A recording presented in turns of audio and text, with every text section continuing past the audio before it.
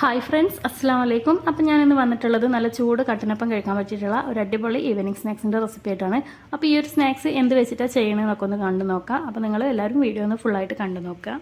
അപ്പോൾ ആദ്യം തന്നെ നമുക്കിതിലേക്ക് ഒരു ബാറ്റർ തയ്യാറാക്കി എടുക്കുക. അപ്പോൾ അതിനായിട്ട് ഞാനൊരു ബൗൾ എടുത്തിട്ടുണ്ട്. അതിലേക്ക് ഒരു 3/4 കപ്പ് മൈദമാവ് ചേർത്ത് കൊടുക്കുന്നുണ്ട്.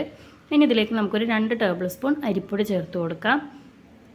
ഇനി ഇതിലേക്ക് നമുക്ക് ഈ ഒരു മാവിൽ മധുരം കിട്ടാൻ വേണ്ടിയിട്ട് ഒരു 3/4 ടീസ്പൂൺ പഞ്ചസാരയും കൂടി ചേർത്ത് കൊടുക്കുന്നുണ്ട്. പിന്നെ ഒരു നുള്ളു ഉപ്പും അതേപോലെ തന്നെ ഒരു 1/4 ടീസ്പൂൺ മഞ്ഞൾപ്പൊടിയും കൂടി ചേർത്ത് കൊടുക്കുക.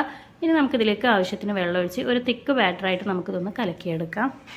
അപ്പോൾ ആദ്യം തന്നെ ഫുള്ളായിട്ട് വെള്ളമൊഴിച്ച് കൊടുക്കരുത്. കുറേശ്ശെ വെള്ളം ഒഴിച്ചെടുത്തിട്ട് വേണം നമ്മളിതൊന്ന് നല്ല തിക്ക് ബാറ്റർ ആക്കിയിട്ട് എടുക്കാനായിട്ട്. അപ്പോൾ ഇതാ ഞാൻ ഈ ഒരു കട്ടിയിലാണ് ഇവിടെ കലക്കിയെടുത്തിട്ടുള്ളത്. അപ്പോൾ നിങ്ങൾ വെള്ളം ഒഴിക്കുമ്പോൾ പ്രത്യേകം ശ്രദ്ധിക്കുക. കുറേശ്ശെ ഒഴിച്ച് കൊടുത്തിട്ട് വേണം ഇതേപോലെ ഒന്ന് കലക്കിയെടുക്കാനായിട്ട്. ഇനി നമുക്കിതിലേക്ക് ഒരു ഫില്ലിങ് തയ്യാറാക്കി എടുക്കാം. അപ്പോൾ അതിനായിട്ട് ഞാനൊരു പാൻ എടുത്തിട്ടുണ്ട്. അതിലേക്ക് ഒരു ടേബിൾ സ്പൂൺ നെയ്യ് ഒഴിച്ച് കൊടുത്തിട്ടുണ്ട്. ഇനി ഇതേപോലെ അണ്ടിപ്പരിപ്പും മുന്തിരിയും ഞാൻ ഇതേപോലെ ചെറുതായിട്ടൊന്ന് കട്ട് ചെയ്തെടുത്തിട്ടുണ്ട്. അപ്പോൾ അതൊന്ന് ഇതിലേക്ക് ചേർത്ത് കൊടുത്ത് നമുക്കിതൊന്ന് ചെറുതായിട്ടൊന്ന് വറുത്തെടുക്കണം. ഇപ്പോൾ ഇതാ അണ്ടിപ്പരിപ്പും മുന്തിരിയൊക്കെ ഒന്ന് റോസ്റ്റായിട്ട് വന്നിട്ടുണ്ട്. ഇനി നമുക്കിതിലേക്ക് തേങ്ങ ചെറിയത് ചേർത്ത് കൊടുക്കാം. ഞാനിവിടെ ഒരു 1/2 കപ്പാണ് എടുത്തിട്ടുള്ളത്. അപ്പോൾ അത് ഇതിലേക്ക് ചേർത്ത് കൊടുക്കുന്നുണ്ട്. ഇനി മധുരത്തിന് വേണ്ടിയിട്ട് ഒരു 3/4 ടീസ്പൂൺ പഞ്ചസാരയും കൂടി ചേർത്ത് കൊടുക്കുന്നുണ്ട്. ഇനി ഇതെല്ലാം കൂടി നന്നായിട്ട് നമുക്കൊന്ന് വറുത്തെടുക്കണം. ഒരു ബ്രൗൺ കളറാകുന്ന വരെ നമുക്കിതൊന്ന് വറുത്തെടുക്കാം.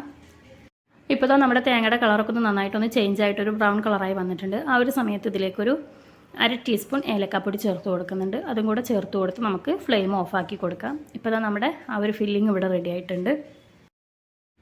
ഇനിയിപ്പോൾ തന്നെ ഞാനിവിടെ ഇതേപോലെ കുറച്ച് ചക്ക എടുത്തിട്ടുണ്ട്. അപ്പോൾ അതിൻ്റെ ഉള്ളിലുള്ള ഒരു കുരുവൊക്കെ കളഞ്ഞ് നല്ല രീതിയിൽ തന്നെ ഒന്ന് ക്ലീൻ ചെയ്ത് എടുത്തിട്ടുണ്ട്. ഇനി നമുക്കിതിലേക്ക് നമ്മൾ തയ്യാറാക്കി എടുത്തിട്ടുള്ള ആ ഒരു തേങ്ങേൻ്റെ ഫില്ലിങ് വെച്ച് കൊടുക്കാം.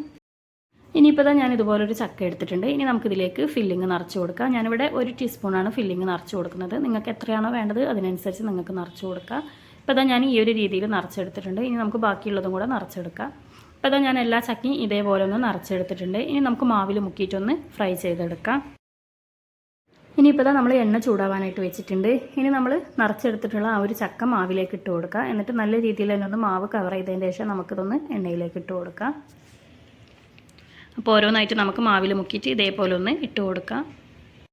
ഇപ്പോൾ നമ്മൾ ഇട്ട് കൊടുത്തിട്ടുള്ള ചക്കൻ്റെയൊക്കെ ഒരു ഭാഗം ആയി വന്നിട്ടുണ്ട്. അപ്പോൾ നമുക്കിതൊന്ന് തിരിച്ചിട്ട് കൊടുക്കാം. അങ്ങനെ തിരിച്ച് മറിച്ച് ഇട്ട് കൊടുത്തൊരു ഗോൾഡൻ കളറാകുന്ന വരെ നമുക്കിതൊന്ന് ഫ്രൈ ചെയ്തെടുക്കാം. ഇപ്പോൾ നമ്മുടെ ചക്കയൊക്കെ നല്ല രീതിയിലൊന്ന് ഫ്രൈ ആയി വന്നിട്ടുണ്ട്. അപ്പോൾ നമുക്കിത് എണ്ണയിൽ നിന്ന് കോരിയെടുക്കാം. അങ്ങനെ നമ്മുടെ ചക്ക പൊരിച്ചതൊക്കെ ഇവിടെ റെഡി ആയിട്ടുണ്ട്. അപ്പോൾ ഞാൻ നിങ്ങൾക്കിത് പൊട്ടിച്ചും കൂടെ ഒന്ന് കാണിച്ചു തരാം. അപ്പോൾ അതിൻ്റെ ആ ഒരു ഉള്ളിലുള്ള ആ ഒരു ഫില്ലിങ്ങോട് കൂടിയിട്ട് നമ്മൾ ആ ഒരു ചക്ക പൊരിച്ചത് കഴിക്കാനായിട്ട് നല്ല ടേസ്റ്റിയാണ്. അപ്പോൾ എല്ലാവരും ഒന്ന് ട്രൈ ചെയ്ത് നോക്കുക. വീഡിയോ ഇഷ്ടപ്പെട്ടാൽ ലൈക്ക് ചെയ്യാനും ഷെയർ ചെയ്യാനും മറക്കരുതേ.